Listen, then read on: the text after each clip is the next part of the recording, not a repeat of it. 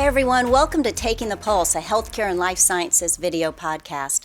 I am Heather Hoops Matthews here today in our Birmingham, Alabama studio, joined by Maynard Nexen healthcare attorneys Lauren DeMoss and John Lanier. Good to be with both of you. And we are excited today to have with us Dr. Ashwini Sengar. He is a medical oncologist with expertise in hematology from the Alabama Cancer Care Center.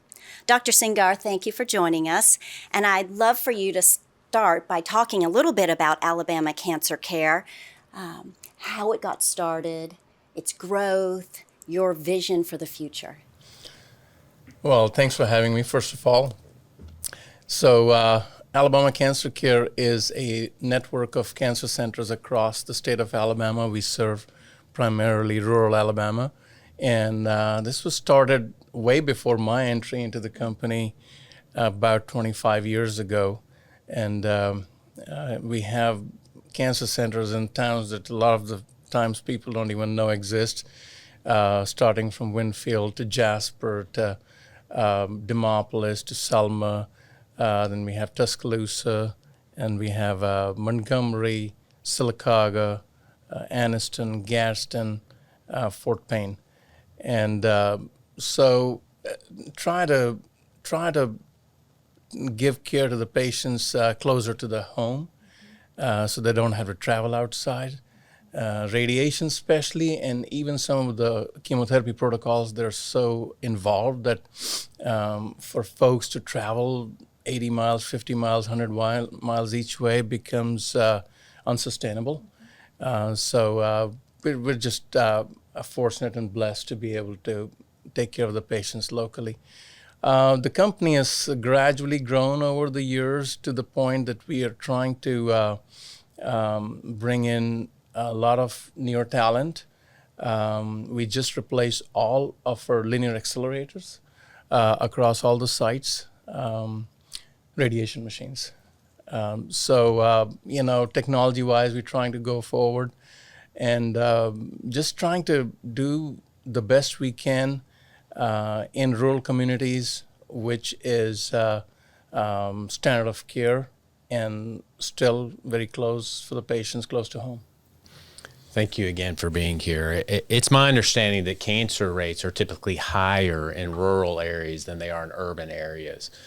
Can you speak a little bit about the barriers to receiving care for people in these rural communities, and then specifically, in addition to setting up locations in these rural communities, what are your programs for assisting people in those rural communities to receive care, like your Get 'Em There Care program? Correct. Yeah, good question. So the rates of cancer do seem to be higher in the rural communities because a lot of the times, because of the socioeconomic factors, screening rates are not at the level they need to be. And even after detection, there are barriers to get to care. So, but once they come to us, we try to get started on them ASAP. So barriers to care are socioeconomic, where they are the patients, the family is not able to bring the patients over for treatment or for screening. And we have partnered with several of the foundations, some in the state, some outside the state. And there's a state fund, actually, which helps us as well. And so those grants go towards transportation. On top of that, there's a lot of constant communication with the patients because understanding is half of the battle. And they don't understand the importance of coming for treatment.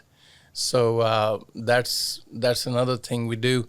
Some of the other things on top of that we try to do is in conjunction with the local hospitals, because it's a teamwork, and they help out in terms of reaching out to these folks, and sometimes even going and turning up on the doorsteps.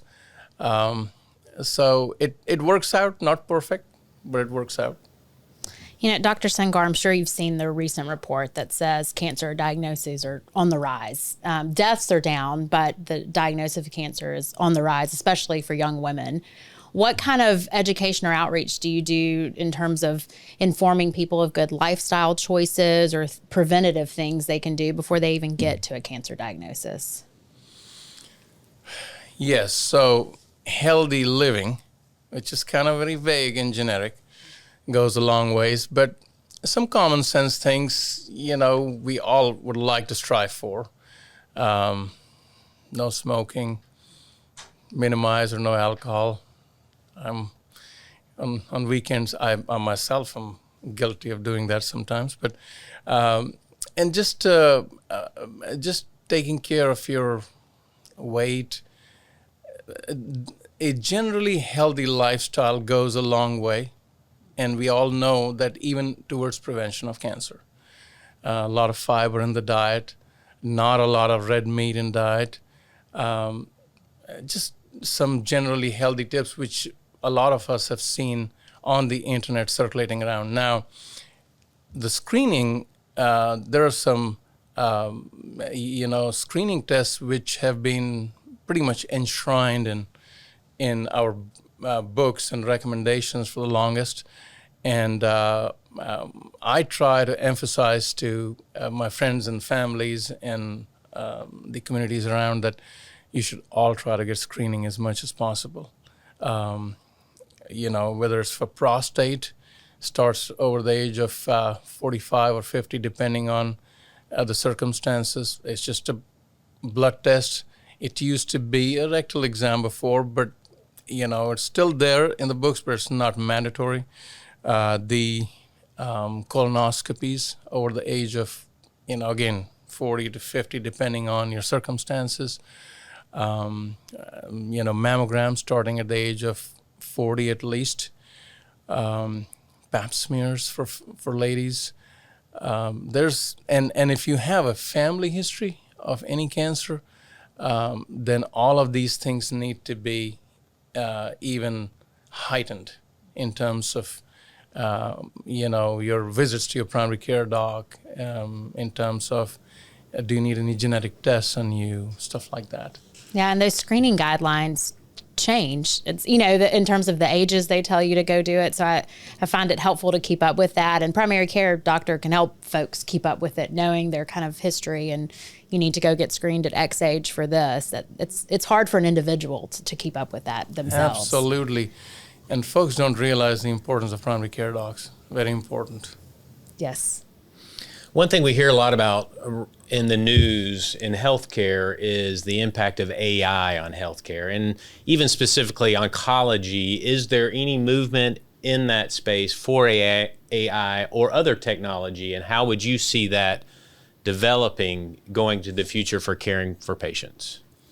So this is where most of the excitement in oncology is, and I think a lot of other diseases. Our understanding of cancer has changed over the years. It was this tumor which kind of grew and nobody could figure out why it was growing. We have pretty much gotten down to the level of the DNA, and pretty much every cancer has a mutation somewhere inside the DNA which makes it such that the cells just multiply. The barriers for stopping the growth are gone.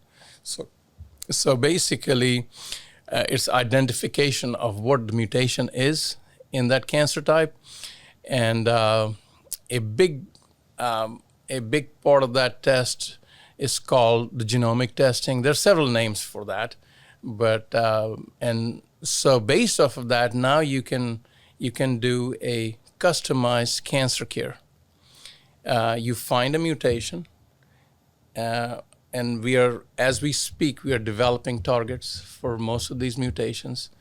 If they have a mutation, which is a target, you use the targeted drug, which is available for that, and it's very precise. And so you don't have to, a lot of times, go with a sledgehammer kind of approach of chemotherapy. And we're already doing it in more and more and more cancers. Now, it is a huge database, and it's a huge undertaking, because as we find out more, we find out how much we don't know. So because more and more and more mutations and how these crosstalk with each other inside the cell, and make the cell smarter. So for that, AI has been employed. There are a few newer generation softwares or electronic medical records or softwares which help you with this clinical decision support. Yeah, and there are just a very few of them out there in oncology. We just implemented a software by the name of vCure, and that's what it does best is customized cancer medicine. So it automatically will figure out from all the testing where the abnormalities are, and even pop up on the windows as to what the exact treatment is. Now, again, there's a lot of work to be done towards that, and it's going to get better and better. But where I see AI leading us to is that on a dashboard in about 5 to 10 years, you put the tumor type in, and it comes up with all the options of this is the mutation, these are your treatment options. If you already use this, then use this, use this, use this. And I believe, the success will keep getting better and better, in especially on the therapeutic side. Yeah, because you think cancers have a standard of care in terms of the chemotherapy that's typically used, but not everybody's going to respond well necessarily to whatever the standard is, whatever the market says you use this chemotherapy for this type of cancer.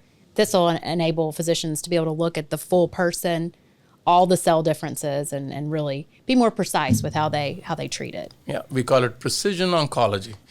And also, it avoids wastage of patients' time that they may have spent going through the chemotherapy which didn't work. And the most expensive treatment is the one that doesn't work for the payers. So I think for a variety of reasons, this is the way to go. Yeah, ineffective chemotherapy should be an oxymoron. No one wants that. No one wants that. So in terms of looking ahead, I mean, I know this precision oncology is part of it. What other things do you see for the future of cancer care, kind of outside of the AI? Next 5 years, 10 years, what do you think the future holds? There's so much coming down the pike. The plans are for a more robust and long-term remission in any cancer or cures. So our goals are to encompass more and more difficult to treat tumor types and try to affect survivals or whatever. And on top of that, if we do put patients in remission, they're longer term remissions. If the cure rate's 70%, we want it 90%. So that's where we want to go. Now, how are we going to do that? Of course, precision oncology is a big part of that. And the other thing that we're utilizing is the power of the body's own immune system. So the newer drugs in oncology, I say newer, they've been around almost 10 years. Immunotherapy, they've been around, and I've had great success. I mean, stage 4 lung cancer patients, I never saw them alive after 1.5 years max.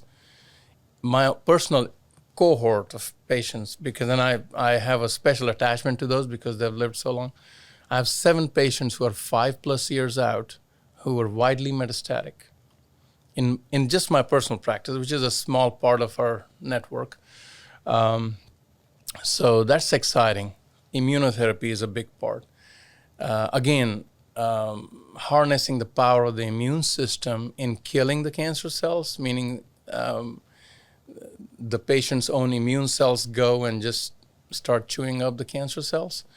Another big area is called the CAR T cell phenomena. It's generally right now, it's not for solid tumor types, but we have it for leukemia and lymphoma, very effective. And UAB does have those protocols, and we take their help. But I think at some point in time, even in the community setting, we should be able to do it. So these are cancers I could have never thought would respond to anything. And there's a 50% long-term response rate. I mean, where you, in your mind, have start thinking these patients have gone through 6 lines of therapy, there's a 0 chance of response. They have not just the fact that they have a 50% chance of responding, but it's a long-term response. So all of a sudden, it's a game changer. You know, patients are living much longer and decent quality of life. Remember, none of this is chemotherapy. So the quality of life's a lot better. So that's where we're going.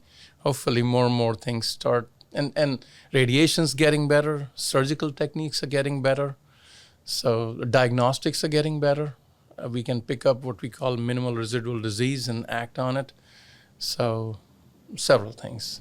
I'm using a little technical jargon here. Just stop me if you. It's all very encouraging, though. You know, really for the is. long term, kind of the ability to live with cancer and live, a healthy, normal life Yes. with it. With these different type of therapies that are available that maybe don't have as many side effects or don't make you feel as badly. So that it's encouraging. It's just wonderful to hear you talk about it. Yeah, well, I don't want to make it sound like everything is rosy outside. Things are still tough for a lot of patients, but for half of I've been practicing cancer medicine for 22 years now.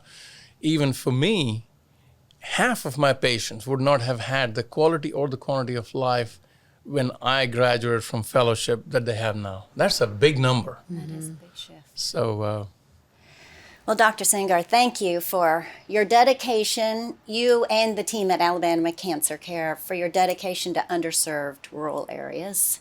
thank you. I know a vast number of people live in those areas and need you, so thank you for that. And on behalf of the whole team, we appreciate you taking the time to come in and share a little bit today. You're welcome. Thank you. For those of you who joined us, I hope you leave as encouraged, as Lauren said, as I am after hearing where we're possibly headed with cancer care and treatment. We look forward to seeing you next time right here on Taking the Pulse, a healthcare and life sciences video podcast.